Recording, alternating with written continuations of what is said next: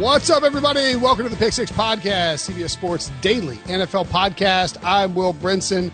I'm your host. It's Monday, June 8th, which means you're getting a second podcast today. Amazing.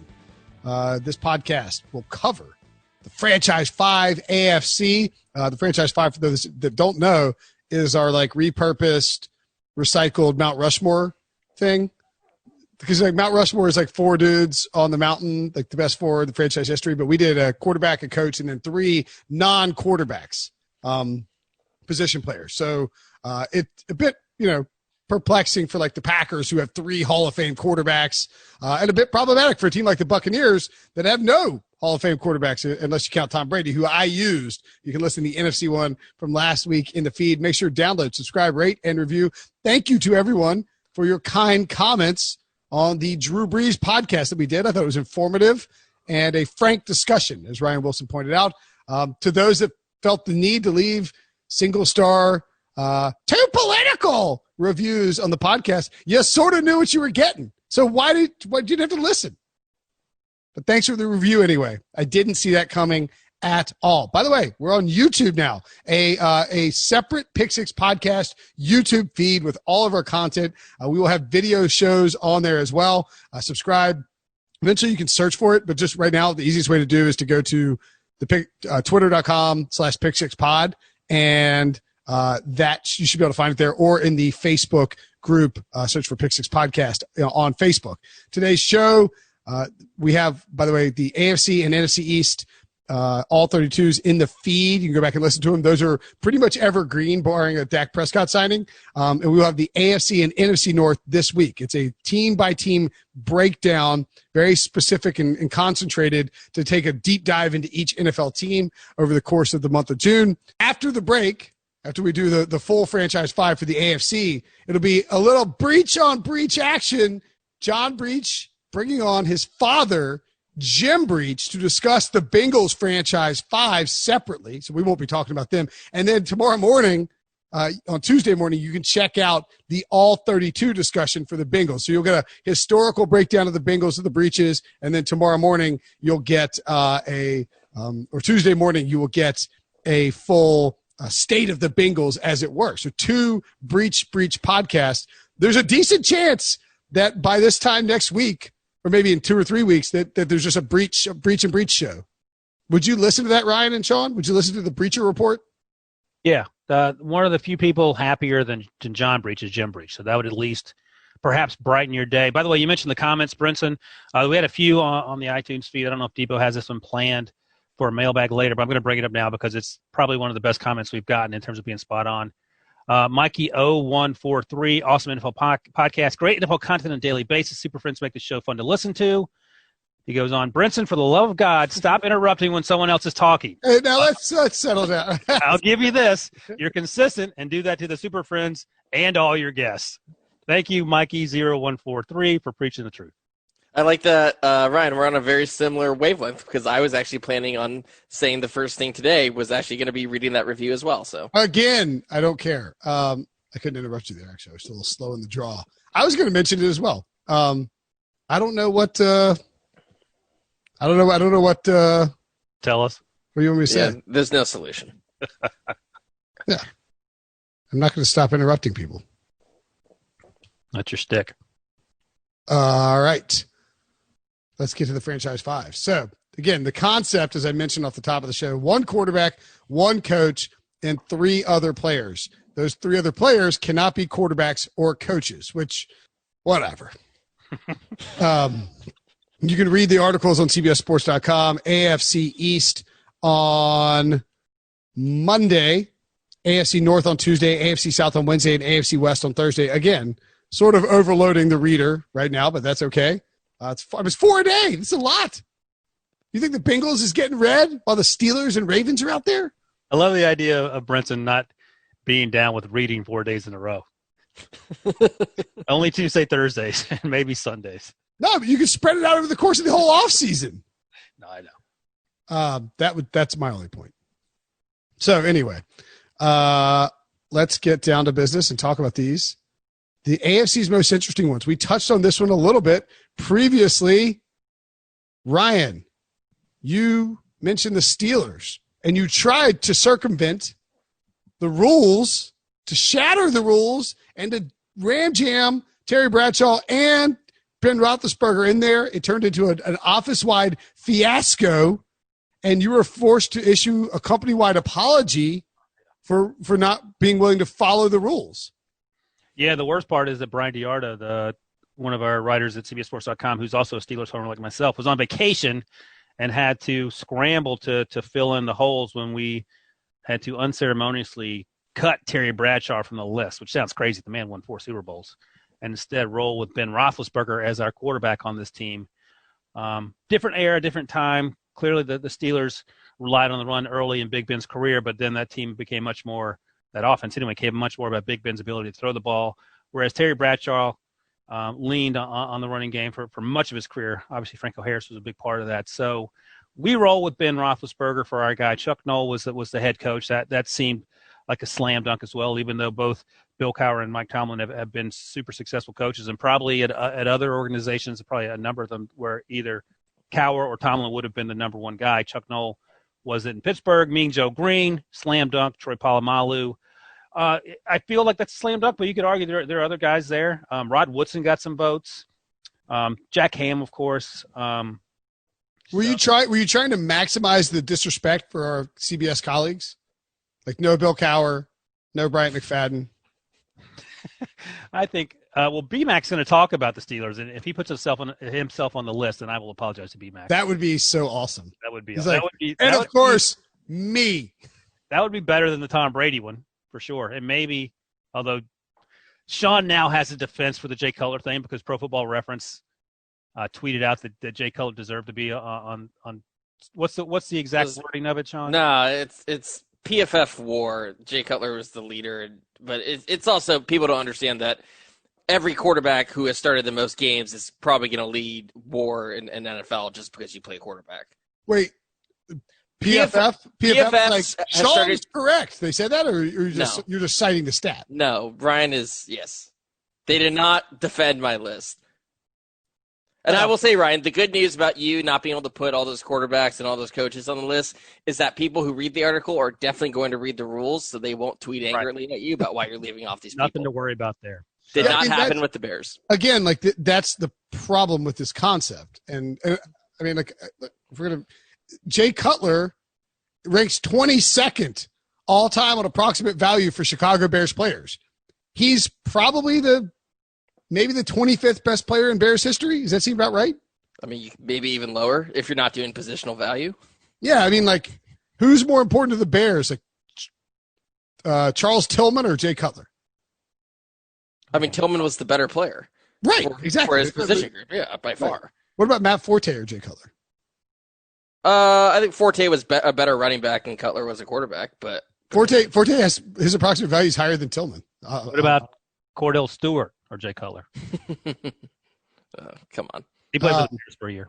I mean, I think you could make an argument that Josh McCown was a better quarterback than Jay Cutler if you wanted to. I mean, you could do that if you want to. We will give you the mic. Although, I mean, but look, like Jay Cutler's higher on approximate value than like Gale Sayers. Right, and that's the whole point of that PFF WAR stat. It's not approximate value, but if you are a average quarterback and you played for a long time for a team, you're going to have more value to that team than a superstar running back who had 5 good years. Okay, so if you're doing, let's say this is not, I don't know how we got off how did we get back to Chicago? He brought up the PFF WAR. Yeah. Okay, so if you're doing, but the same example works for the Steelers. Like if you're doing Mount Rushmore, because like if you're doing the Mount Rushmore for the Bears, like Jay Cutler, it doesn't even make honorable mention. No, you take out Cutler, you put Ditka on the list. Right, or like any number of dudes. But my point is for the Steelers, if you're doing Mount Rushmore, you're going with Bradshaw and Ben, Franco, and Mean Joe Green, and then Polamalu or what's that? Chuck Noll. Oh, so you go Chuck Noll. Okay, all right, that's fine. Yeah, so like for the Steelers, this exercise isn't necessarily bad, but it does suck that you're taking off like a multiple Super Bowl winning quarterback at the expense of Super Bowl quarterback, right? A guy who won 4 Super Bowls, right? Exactly. But I mean, I don't mind the Steelers list. I think like I think it does a fine job. In fact, the Steelers might have been sort of the impetus for this is the idea like you can only do one quarterback. The idea is force people to pick. You drive up debate when you force people to pick between Big Ben and Terry Bradshaw. And look, I would take Big Ben all day long too. So I don't have a problem with it. Can I ask you, Ryan, did Hines Ward or Antonio Brown get any votes? Or I guess James Harrison too, I'd throw in there. No. We talked to two beat reporters and a local radio personality who covers the Steelers. And there were those people were? Yeah, Jim Wexell, Dale Lally, Andrew Filipponi. No, I in case people, presumably people. I understand. Yeah. No problem. Yeah, there were no votes for AB and who was the other name you mentioned? Oh, Hines. Hines Ward. Hines is in a tough spot. In much the same way he's in a tough spot for the Hall of Fame. He did a lot of things really well, but he wasn't necessarily. I want to say that Hines is on BMAC's list. Okay, great. He played with Hines, and he has firsthand knowledge. And Hines was people. I mean, if you're not a Steelers fan, you understand why people hated Hines Ward so much because he just blew up your team, and he did it with a smile, which is infuriating. But he didn't put up the raw numbers that Antonio Brown did when Antonio Brown was red hot and over a sustained period. And I think that's sort of it's amazing that he was a fantastic blocking wide receiver, but is that enough to get you in the Hall of Fame? Is that enough to get you a member of the Franchise Five? What about James Harrison? That's a good one. He was not on there, but I think that's a good one. And I'm sort of surprised that he didn't even get any votes. But again, the Steelers won 4 Super Bowls. They've historically won a lot of football games, so then you have all these players to choose from, all these Hall of Famers, and I do wonder what the conversation is if you have one player, James Harrison, Antonio Brown, or Hines Ward, who would you take? Jeez, if you're picking James Harrison or Hines Ward, you have one player to add to this list. It can only be James Harrison, Antonio Brown, or Hines Ward. Who are you taking? I think I go James Harrison. I think AB's automatic. I mean, yeah. I would definitely go James Harrison just because I think you could replace Hines Ward easier on the football field than you could James Harrison. Hines Ward was a huge security blanket for Big Ben early on. I know there were some issues about them not getting along, but yeah. Like James Harrison kind of single-handedly won. Like if he didn't have the touchdown return against the Cardinals, they probably don't win the Super Bowl. Maybe. Not. I mean, it's probably not. Yeah. I mean, Big Ben goes to Antonio. Well, because if he doesn't make that interception, the Cardinals probably score down there too. Not to mention that it's a 14-point swing, so you would imagine they probably lose that game. I think that I think it was for BMAC on the show. Jack Lambert, Chuck Noll, Terry Bradshaw, and Hines Ward. Cool. Which is I think that speaks to the Steelers thing is that it's who was the coach? Chuck Noll. Oh, Chuck Noll, you said, okay. I also think that BMAC sort of tended to err on the side of people in the past rather than current folks, modern folks. He himself the trouble of having to answer text as to why he didn't say. That's sort of what I was thinking. Like he doesn't like you go with Noel and Bradshaw, so you don't have to hear from like what Cowher's going to call you and be like, "How dare you leave me off this list?" It's like BMAC should have put Minka Fitzpatrick on the list and have Prisco announce it. I know. Look, I would take Big Ben over Bradshaw, but I do think if you go like what I had to do ranking the Super Bowls, I went back and watched some of those games and Bradshaw had a freaking cannon. Yeah. He just didn't throw the ball a ton back then. Right. That's right. And he could throw the ball downfield. He was an incredible downfield passer. He just, if you plug Bradshaw in like Bruce Arians' system today, he'd probably be a great, great player. But and one of the all-time great ball quarterbacks, which I'm all about.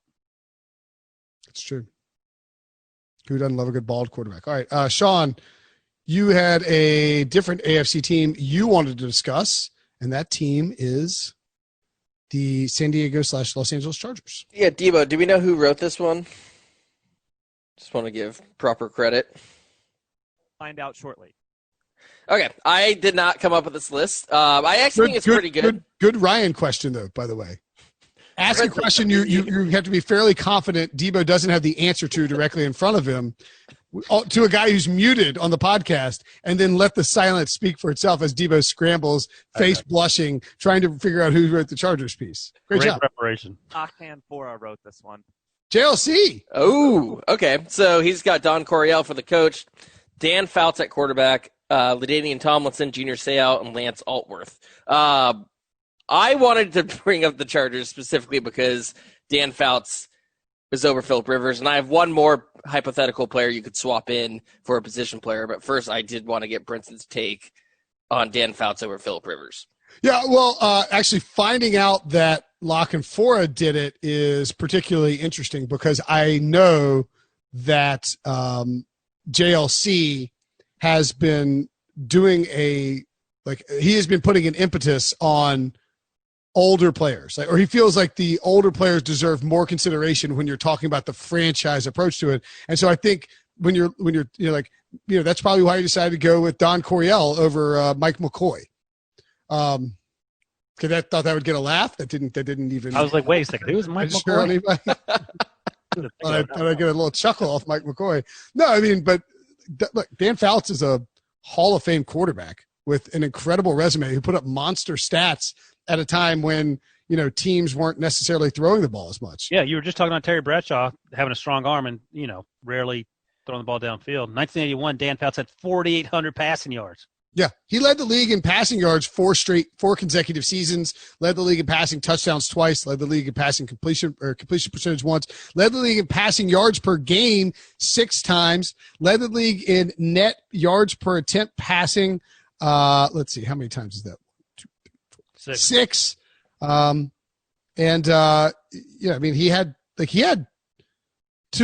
He had a couple monster seasons. And in 1982, when he only played 9 games, must have gotten hurt. 320 yards per game on average. It's crazy. Yeah. Did anyone average? He led the league in passing yards. No, that was the strike season, Ryan. Oh, okay. There we go. Thank you. 82. Yeah. Yep.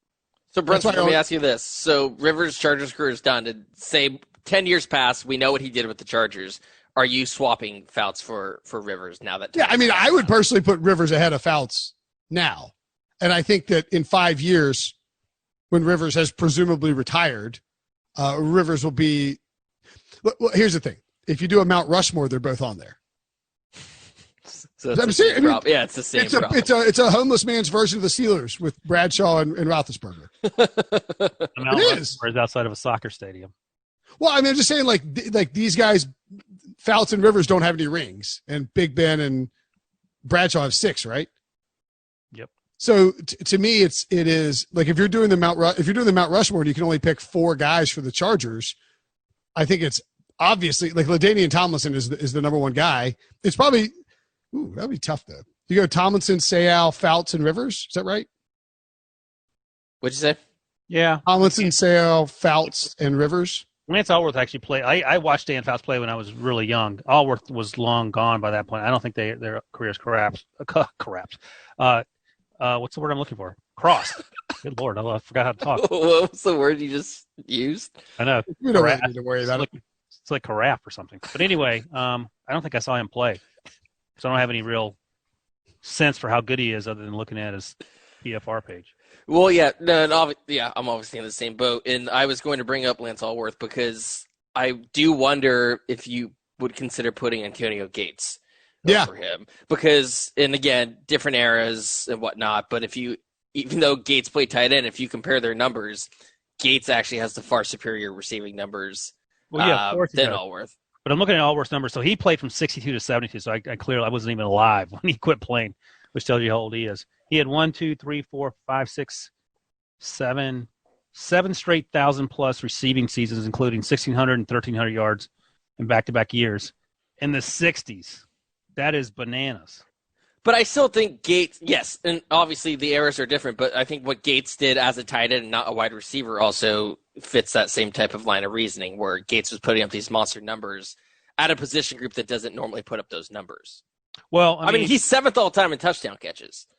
No, I understand that. But Kellen Winslow, the original Kellen Winslow, who played with Fouts, was also, I don't know what his long-term stats are, but I remember when I was watching in the 80s, he was also dominating. He played from 79 to 87. Winslow is 166th all-time in touchdown catches.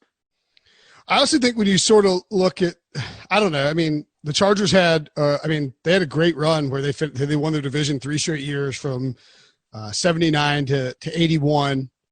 And, Corey, I don't know. I think when you think about the dominant Chargers teams, the most dominant Chargers teams, that stretch of Schottenheimer to Turner from like 04 to 09, and I realize that Rivers didn't start his first year, but even if you want to say like what 06 to 2010 maybe. I mean, like that was like those Chargers teams were legitimate Super Bowl contenders. Was 06 to 14-2 missed field goal in the playoffs? It's 06 is the one that we talked about with Brian Schottenheimer on this podcast. It wasn't even it wasn't the missed field goal. It was the Marlon McCree interception of Tom Brady that then he fumbled when Troy Brown knocked it out of his hands. Patriots recover, go down, score, and then win it overtime, I believe. But yeah, I mean, the reason I said they missed a tying field goal with 8 seconds left. Yeah, right. Okay, yeah. I mean, it was the birth of your precious little Rivers looks to the sky as the season ends. I mean, like it was just the birth of the bad luck Chargers, like that's sort of what it was. But those teams, man, they were stacked. And I mean, you can make a case that it's Gates, LT, Rivers, and Fouts as for the Mount Rushmore. So I don't have a problem with JLC. I think it's very close. When you look at that team, an even tougher team, and it's sort of a similar. I don't know if this is even similar, but it's like a very poor man's version when you talk about historical decisions to make. I had the Texans, and I was assigned to write the Texans. The Texans is a hard one to do because you have to have a coach and you have to have a quarterback, which means David Carr. Well, but you have to have a coach, which means you have to pick one of Dom Capers, Gary Kubiak, and Bill O'Brien. And for as big a punching bag as Bill O'Brien is, I mean, Dom Capers won like 16 games in 5 years, and Gary Kubiak has a sub 500 record with the Texans, and Bill O'Brien has like won 4 division titles. How can you not pick Bill O'Brien? It's Bill O'Brien. I don't think it's even a conversation. It just seems insane in the offseason where he traded DeAndre Hopkins for David Johnson that we're picking Bill O'Brien. If you're doing the Mount Rushmore, it has to be Bill O'Brien, but you have to write underneath it as coach, not GM, because it has to be clear that the GM stuff ain't working out quite. That's what I wrote in my piece. Is like, look, if this were a front office executive Mount Rushmore, Rick Smith. I didn't say Rick, but I mean, like Rick Smith would be if you had to pick a front office guy, it wouldn't be Bill O'Brien, the GM. But Bill O'Brien, the coach, I mean, it's a no-brainer, right? Gary Kubiak, I think a little bit like with the Chargers as well, when you think about the Houston Texans and what they had to deal with, like they had to play against, when you look at what Gary Kubiak had to contend with, it was a bunch of really good Steelers teams and a bunch of really good Patriots teams. And that's just sort of the history of these eight. Like, that's what happened to the Chargers, I mean, they ran into and Peyton Manning, not to mention Peyton Manning. I mean, like the AFC was stacked with elite teams and the Ravens were good at that time too. So I just think for Gary Kubiak to be running the Texans from 06 to 2013, good luck, pal. You're in Peyton Manning's division. And even if you get out of it, you got to deal with Tom Brady and the Chargers and the Steelers. Like, that was a really tough time to be in the AFC. So let's see. I'm looking at the average value, the career average value by Pro Football Reference. Any thought about Dewayne Brown? He's pretty high on their list. Well, so let's get. Did you read the list yet? Yeah. No, I didn't read the list. So Bill O'Brien, the coach, everybody can kind of agree. I went with Deshaun Watson over Matt Schaub. Is that okay? Yeah. Yeah, 100%. Yeah. I mean, Matt Schaub led the league in passing 1 year. 1 year. I mean, Brock Osweiler was a second-round pick. I mean, that's okay. Doesn't matter. With the what? I said Brock Osweiler was a second-round pick. I mean, that's great that he was a second-round pick. It's great that Matt Schaub led the league in passing. Well, one of those is a draft position. The other is an actual performance at an NFL level. And the third one is Deshaun Watson. That's my point. You roll with Deshaun Watson. Okay. I mean, Matt Schaub's career, all right, here's his career. Remember, what's crazy about Schaub is that, he was backing up Michael Vick, and the Texans, the Falcons traded him, I think, for a second-round pick. Was it a third-round pick? I think it was a third, but either way, that's a lot of. We were working at Fan House, I think, at the time. Yeah, because I remember it being sort of it was a big trade, and then he gets to Houston and plays well his first season. It looked like a game manager, through the first 2 years, and then he led the league in passing yards and passing attempts and yards per game, and threw 29 touchdowns and 15 picks for that 2009 Texas team that went 9-7. Eventually, we go 12-4 in 2012, and then they just cratered in 2013 when he led the league in pick sixes. But I don't know. I mean, like I think it's more of a Matt Schaub is just very uninspiring as a face of the franchise. That's the thing. If you put him on a statue or the Mount Rushmore and you have Deshaun Watson on your roster, like what are you doing? I mean, Deshaun Watson's only played 3 years, and I know that's the crazy thing. To your point about how, and he's already close to chasing down Schaub, though. Right. In terms of like most. That was sort of the other thing too. Is I took into consideration the idea that a year from now, if somebody I don't feel like somebody screenshotting it and be like, look at this moron, he took Schaub over Watson when it's that close, and I could just eliminate those concerns by taking Watson. And no one, there's going to be not a single person is going to be banging their fist against the table for Matt Schaub over Deshaun Watson. Right, and you have to presume that barring Bill O'Brien, the GM, trading Deshaun Watson, he's going to play 5 more years for the Texans, right? Well, even if he gets traded, he'll probably play at a pretty high level, still reinforcing your point. Yeah, and so it's like, all right, you know what? I will. Well, if he gets traded, he won't be playing for the Texans. No, I know, but if he plays well, it still doesn't. Right. But I mean, like Matt Schaub doesn't get credit for his years. I guess my point is that I would. I think I would rather. Like I will take Watson, assuming that he's going to play a little bit more time, and then presumably you end up with a situation where he surpasses Matt Schaub in 2 years. Worst case scenario. Like maybe he goes and wins a Super Bowl this year, as Sean has predicted, and he passes him this year. But you get the point. For the rest of the guys, I went with J.J. Watt, Andre Johnson, and DeAndre Hopkins. I don't think there's any real discussion about Andre Johnson and J.J. Watt. They would both be – I think they would be number 1 and number 2 on the Mount Rushmore if you were doing the Texans, right? Yeah. Slam dunk. Looking at it, actually, Watt's 4 years from 2000 and his best 4 years, 2012 to 2015 – it's going to go down as one of the most dominant stretches of defensive play in NFL history. Yep. Like it's better than Aaron Donald's best 4 years. Yeah, he plays outside, so it helps a little bit. But yeah, 17 sacks per season. It's insane. I mean, he was, and then he comes back in 2018 and has a dominant year. He was an All-Pro when he plays all 16 games. He's 31 now. It's basically about how long will he play.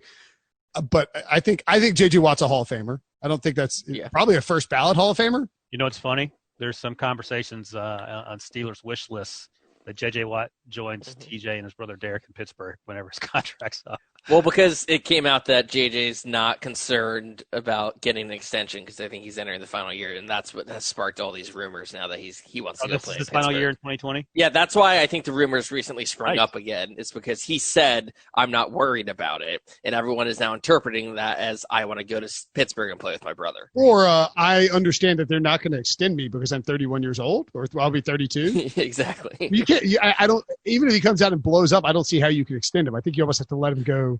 Right, and Watt doesn't want to sign a deal after he only played in 8 games. Like he's probably saying I can go play in 16 games, repeat my 2018 season, then someone will give me a good 2-year deal or something. I mean, if you're the Texans, it would not be smart to sign J.J. Watt to like a 3 or 4 year deal. If I'm Kevin Colbert, the Steelers GM, I'm calling Bill O'Brien, the general manager, and offering up a 7th round pick for J.J. Watt and see what happens. You might get him.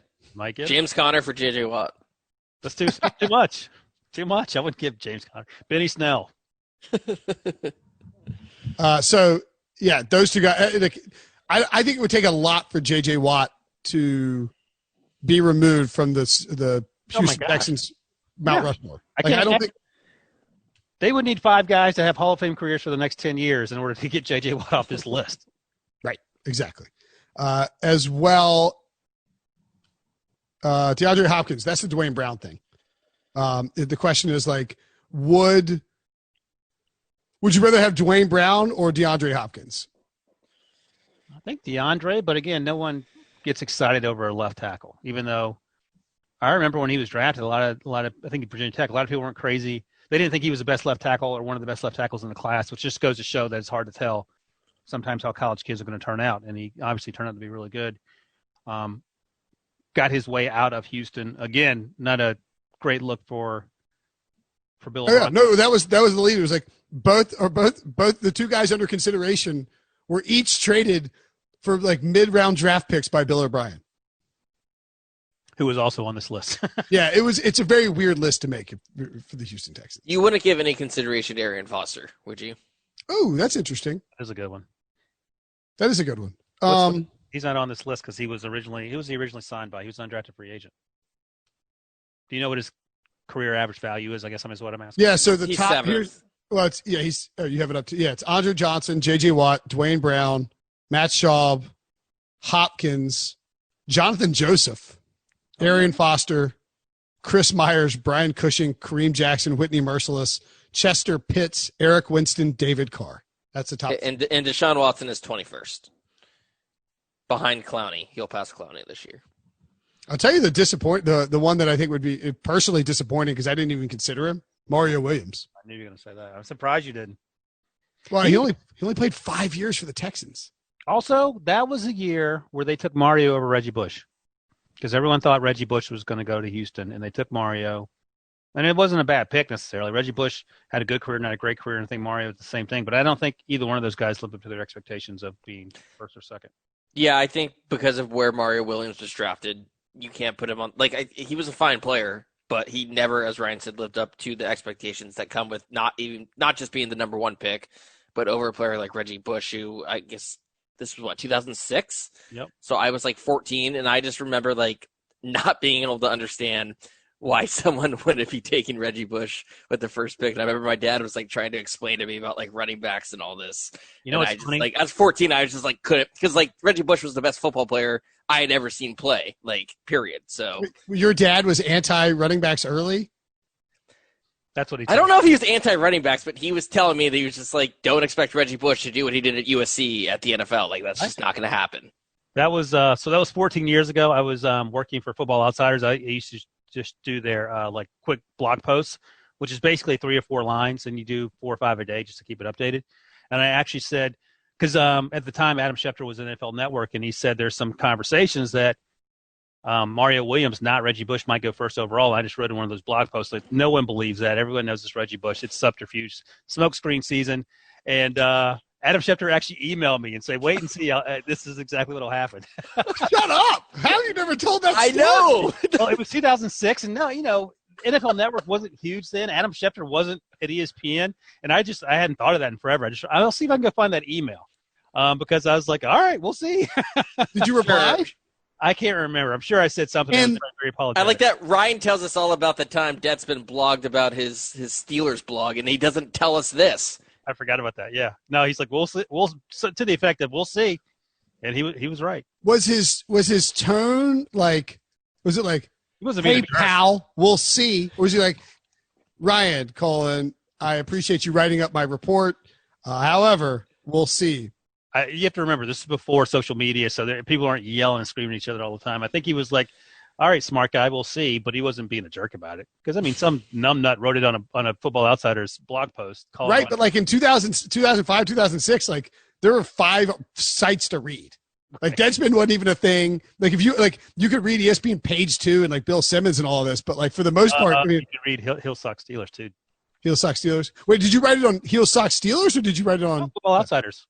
You could read Brossom.com back then. That's right. And I think Joe Kinsey called it my weed blog, which is not not remotely accurate, but that's neither here nor there. I'm going to look up the Adam Schefter. I'll see if I can find the Adam Schefter email. See if you can find it, because that's interesting. I mean, all my point is that if a guy like Schefter put that report out there in 2006, I don't know if he had a Google alert for himself or whatever, but if you wrote about it on Football Outsiders, it's getting back to him probably pretty quickly. So I want to know what the tone of you writing it was. No, that I don't know. I'm sure I was being snarky because also, and so this is something that I forgot about, and you know this too. Back when we worked at Fan House in the mid to late aughts, the snarky stuff we wrote, I wouldn't even think about even putting on paper. Some of the headlines, some of the nonsense we said in these. I'm 100% sure that Bill Simmons blocked me on Twitter because of something I wrote at Fan House. Oh, you're blocked by Bill Simmons? Blocked by Bill Simmons? No. I saw him at the Super Bowl a few years ago, and I was like, hey man, I don't know if I said something, but you blocked me on Twitter. So. No, I mean, I apologize. Like, I mean, I know What are you apologizing for? Well, I didn't, but like, and maybe it was something I said to him on Twitter. Hell if I know, but we covered media news too back then. Like, and we used to do that at CBS. We don't do it as much anymore. I mean, when we were at Fan House, because we were so independent, we weren't independent. If we felt independent, even though we worked for AOL, we would write anything that happened at ESPN was like news at Fan House. Right. And like you could write whatever you wanted on a headline at Fan House. Like you could, I mean, yeah, you could write whatever I mean, I'm trying to think of like, so like my favorite post that I ever wrote was, it was like breaking : Jamarcus Russell is fat. Oh my God. You wrote that?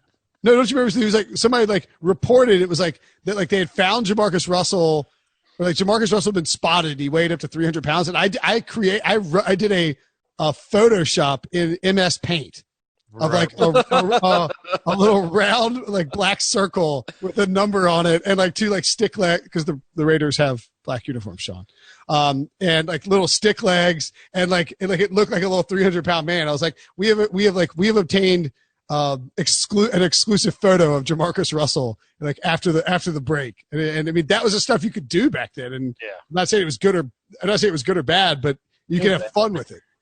Yeah. No, you definitely can't do that now. I don't even know. I mean, yeah, I don't know. I won't go on. But yeah, it's definitely changed. Yeah. If you did that now, you're getting fired by CBS. Yeah, absolutely. With the haste. old Brinson Jamarcus Russell article won't come up. Well, all Fan House's archives are deleted. I think they linked to like Sporting News or something like that.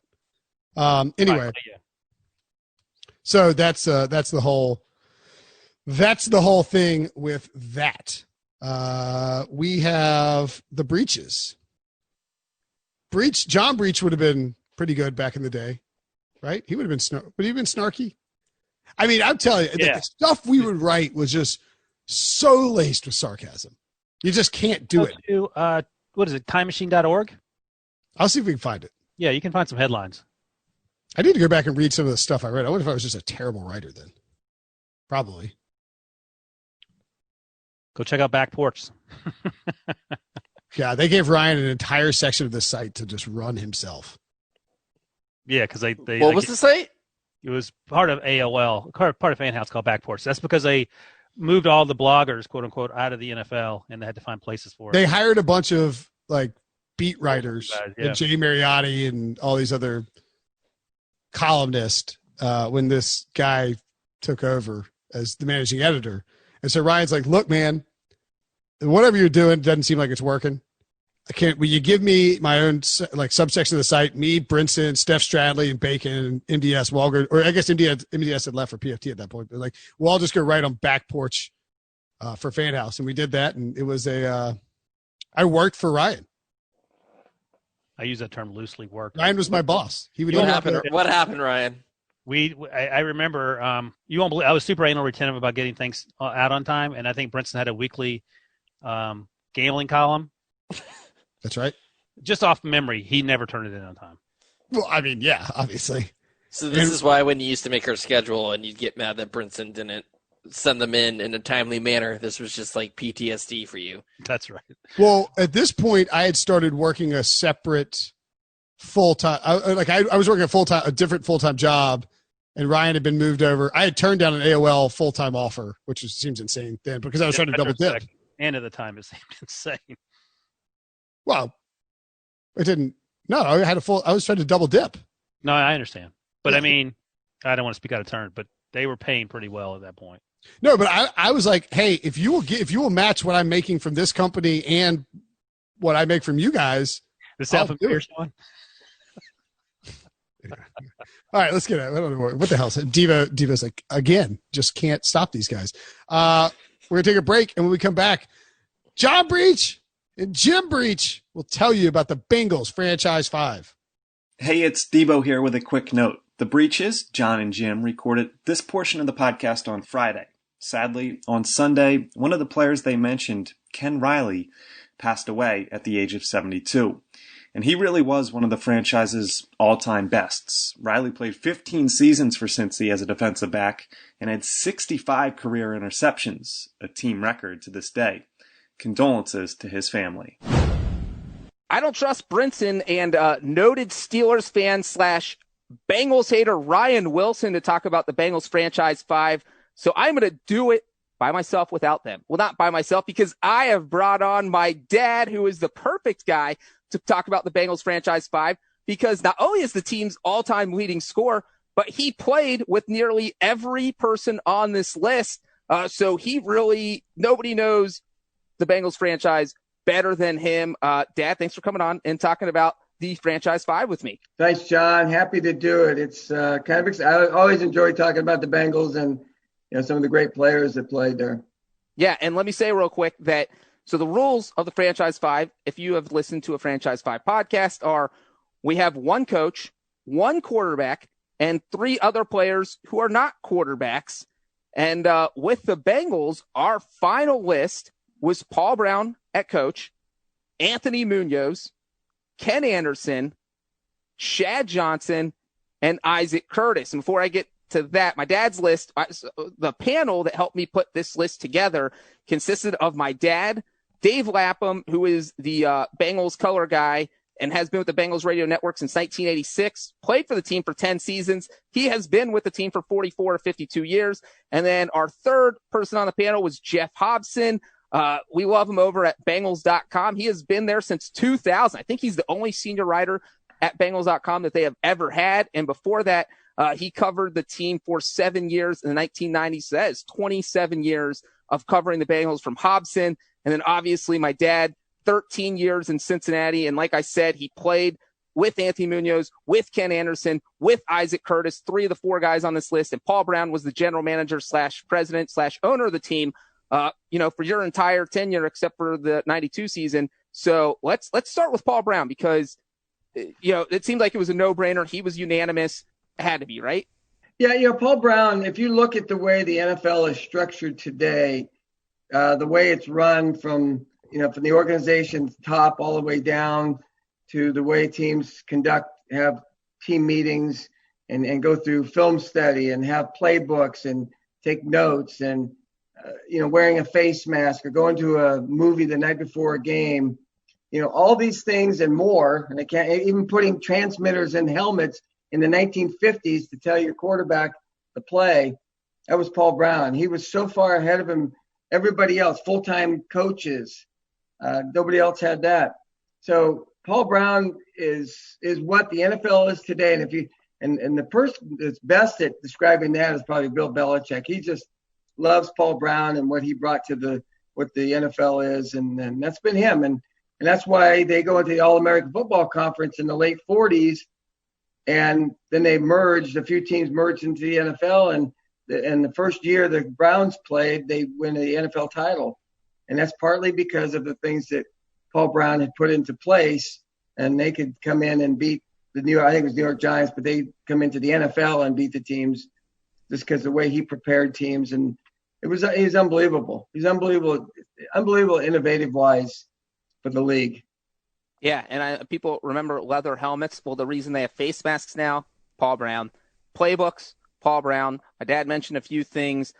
Game film, Paul Brown. To scout opponents, that was Paul Brown. He did all that. And really with the Bengals, real quick, his Bengals tenure, he was the coach from 68 to 75. And I know one thing that you specifically mentioned is that, let me say, the expansion teams back in the 60s, 70s, 60s and 70s, they were horrible for the most part. The Tampa Bay Buccaneers in 1976 were like the worst team ever. I think they went 0-14.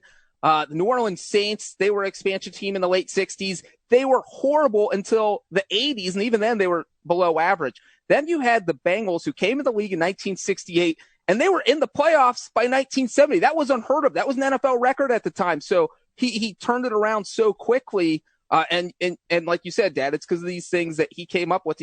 He knew what talent to look for.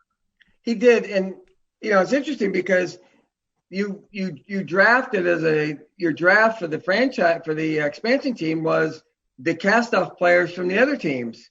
So it wasn't like you really had a great pool, maybe a good player that was at the end of his career. You didn't have a great pool of players, and then you had the draft. So to be able to do that in 2 years was unbelievable. And it just shows because of his organizational skills. And he believed in coaches coaching. I remember Weeb Eubank, who's in the Hall of Fame and coached the Jets to that 69 victory in the Super Bowl. Weeb was telling me how he was working with him in college. And one year he said, all right, you're the running back coach. And then next year he goes, you're going to coach a defensive line. And he said, go back and forth, back and forth. He'd move the coaches around. He goes, Coach, I'm not a defensive line coach. I'm a running back coach.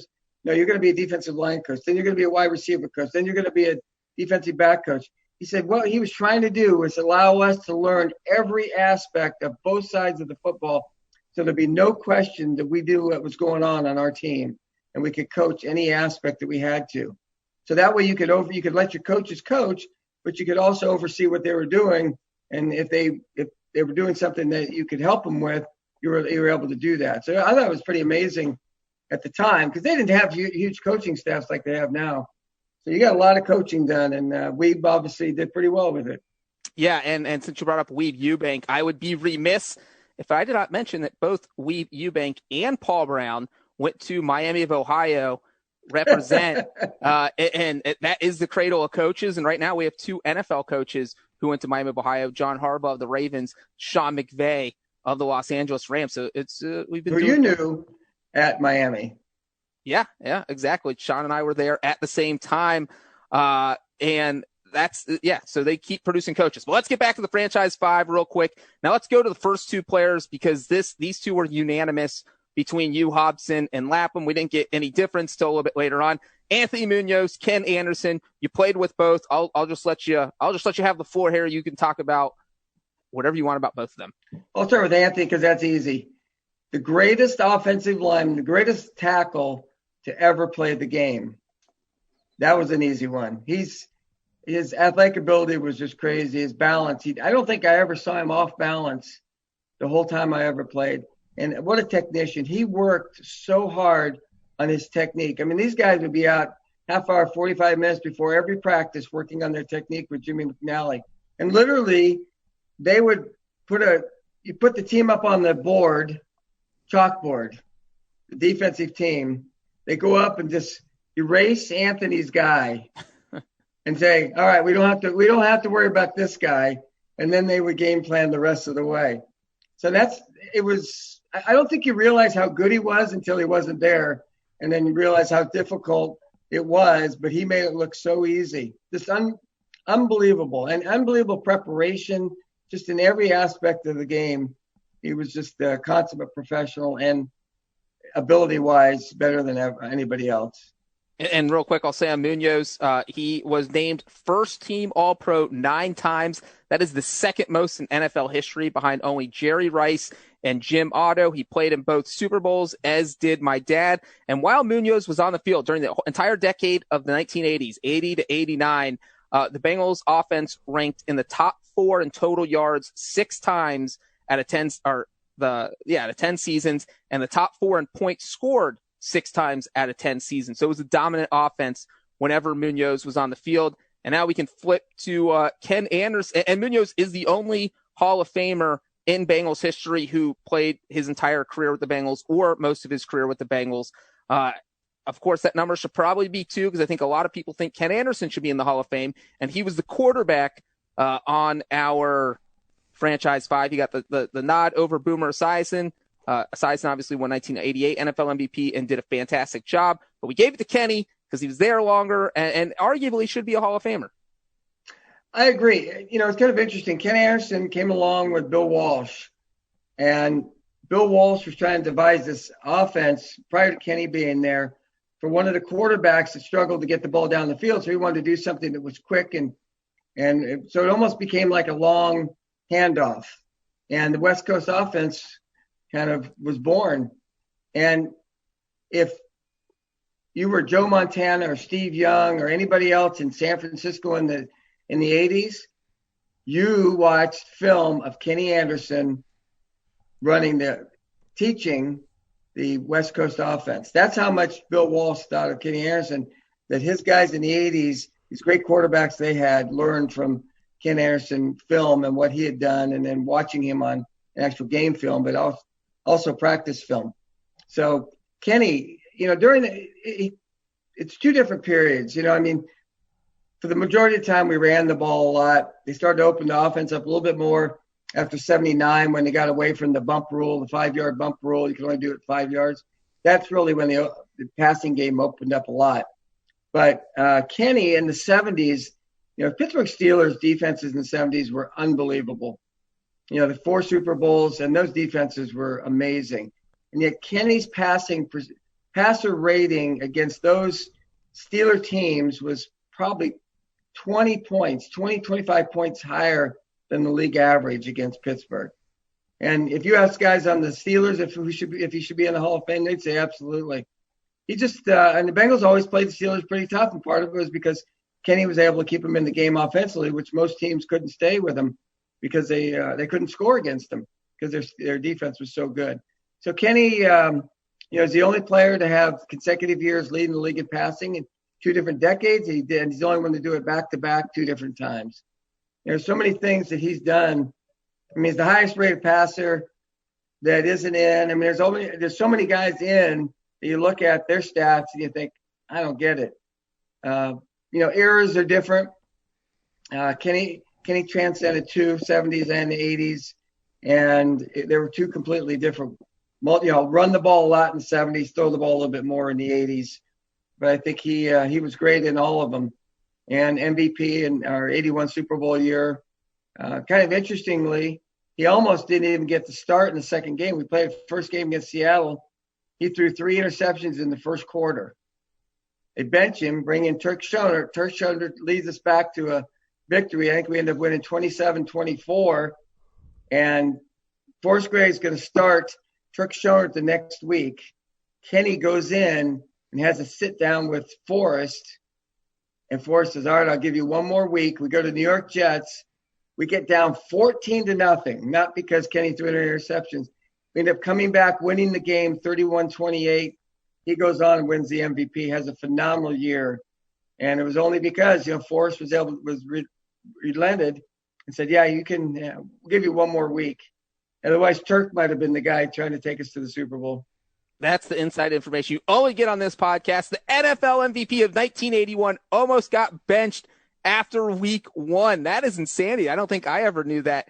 And one other thing, I know you mentioned the Bill Walsh tie here. Bill Walsh and Kenny Anderson were together until 1975, and that's where Bill Walsh developed the West Coast offense. If Kenny Anderson flops, maybe Bill Walsh gives up and says, you know what, this offense can't work in the NFL, and doesn't take it to San Francisco. So maybe the 49ers need to write you guys some thank you notes for those Super Bowl titles. But Kenny Anderson was so good that Bill Walsh knew it was going to work. And, obviously took it to San Francisco where he got Joe Montana in 1979. And that's the West Coast offense everyone remembers, not the one that Bill Walsh and Kenny Anderson ran for 4 full years in Cincinnati from 1971 to 1975. The only other notes I'll throw in on Kenny Anderson is that when he retired in 1986, he held the NFL record for consecutive pass completions in a game, highest completion percentage in a single game, and completion percentage for an entire season.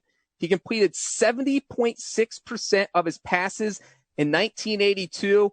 Fast forward to 2020, there are currently only 3 quarterbacks in NFL history who have ever gone 70.6 or higher. It is Kenny Anderson, Drew Brees, who's done it multiple times, and Sam Bradford. So I don't know how Sam Bradford snuck in there, but that tells you how good he was in an era where quarterbacks had the rules against them.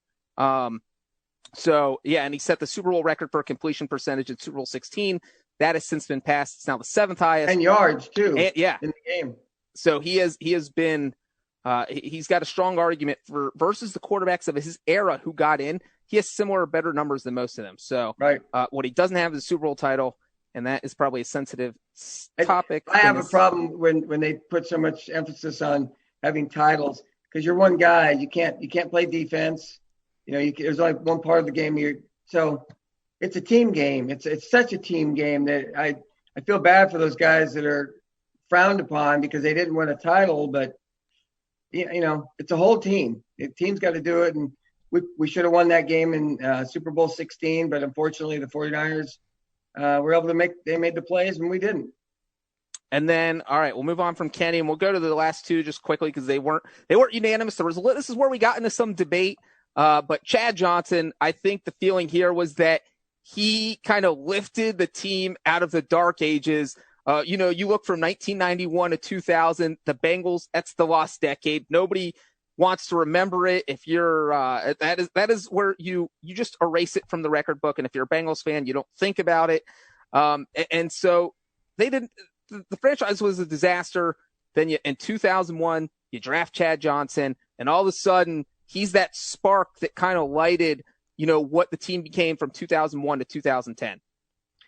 Yeah, Chad was a unique personality, as we know, and many have seen, but he brought some interest in Cincinnati football. And plus, Carson Palmer threw the heck out of the ball, so getting those two on the field, and the Bengals had some pretty good seasons in there. So they became irrelevant when they hadn't been relevant at all. And Chad was fun. He made the game fun. And it was fun to have him around. And, not only was he fun, but he was a good player. He led the AFC in scoring in receiving yards 4 consecutive years. No player has ever done that in the history. Jerry Rice never led the NFC in receiving yards 4 years in a row. So, Chad was a great player. And had fun doing it. It was fun every week. He had his list in his locker and all these things and the river dance and all the things he did. And he went and proposed to a cheerleader on the sidelines. He came up with different. He was very innovative. A lot of guys would love to do the things he was doing today when they're allowed to do it. So I give him a lot of credit. So yeah, Chad, besides being the all-time leading receiver, he had a great career in Cincinnati. Yeah, and one thing I think is important, it does feel like he was before his time because you see all these touchdown dances ending up on Twitter or going viral. But like Chad Johnson kind of started that. Everybody would, even people who were not Bengals fans, they wanted to know what Chad was going to do next. You mentioned the river dance. You mentioned the cheerleader proposal, the list in his locker, the time he brought out the Hall of Fame jacket, the time he came out in the Ocho Cinco jersey, even though the NFL said he couldn't, but then really it was just Velcroed and he had Carson Palmer tear it off. The time he gave CPR to a football. One time he scored a touchdown and kicked the camera operator out of the booth and used the camera to film his teammates celebrating his touchdown. So he was just fun to watch and fun. Just wasn't something Bengals fans were having before he came up on the scene. So yeah, I think Chad Johnson absolutely deserves to be on this list. And I think the final spot on this list was pretty much came down to Ken Riley and Isaac Curtis. Dad, I know you had Ken Riley on your list. He did not end up making the final cut, but he's 5th all-time in interceptions in NFL history. Every single person in the top 8 is in the Hall of Fame except for him and Charles Woodson. Charles Woodson is going to be, so he will be the only person in the top 8 of interceptions not in the Hall of Fame. So it is disappointing. I think that, Ken Riley and Ken Anderson both kind of snubbed. But Ken Riley did have another good cornerback in Lamar Parrish, who's also in our honorable mention. So you had kind of 2 good Bengals. And so instead, our 4th guy went to Isaac Curtis. You got to spend a few years with him. Floor is yours. Isaac was one of the great players of our era. He was the national champion. He won the 100. He went to Cal. He started off at Cal for 3 years, my alma mater. He won the 100 as a freshman. So he was a track star to go along with. Matter of fact, he went to training camp versus going to the Olympic trials one year. So, I mean, he was that fast that he could have a chance to run in the Olympics. Isaac was just smooth. Everything he did was just so cool. Different era, though. I mean, I don't think he ever caught 50 passes in a year. Never had 1,000 yards receiving, but he was unbelievable at what he did. So it just he was amazing. Isaac, well deserved. I threw out Ken Riley because didn't have a defensive player represented, and Rattler was great. And really, for what they did for their eras, unbelievable players. And Isaac was incredible. He was absolutely incredible. And the 5-yard bump rule is when I was with the Raiders, we're sitting through the meeting talking about the new rule changes in that 5-year, my 79 season with the Raiders, and the referees called it the Isaac Curtis rule because he would they couldn't guard him down the field, so they beat him up at the line of scrimmage and then all the way down the field. So that way he was able to get free. And that really is what freed up what's gone on with the offenses, because you're able to, rather than people beating you up down the field, they can't touch you. Well, they not supposed to touch you, right? But they don't do the same things they did before.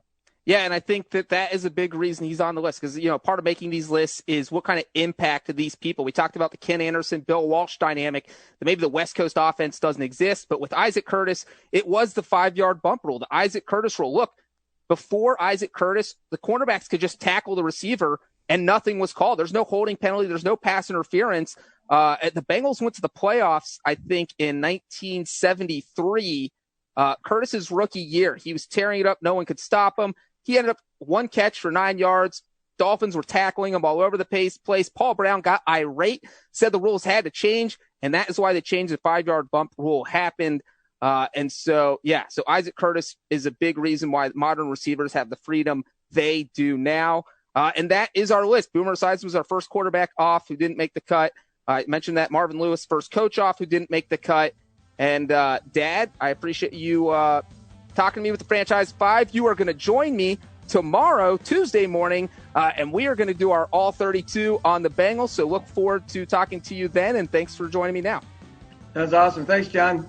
All right, check your feeds, and you'll hear more Breech and Breech dialogue coming at you Tuesday morning.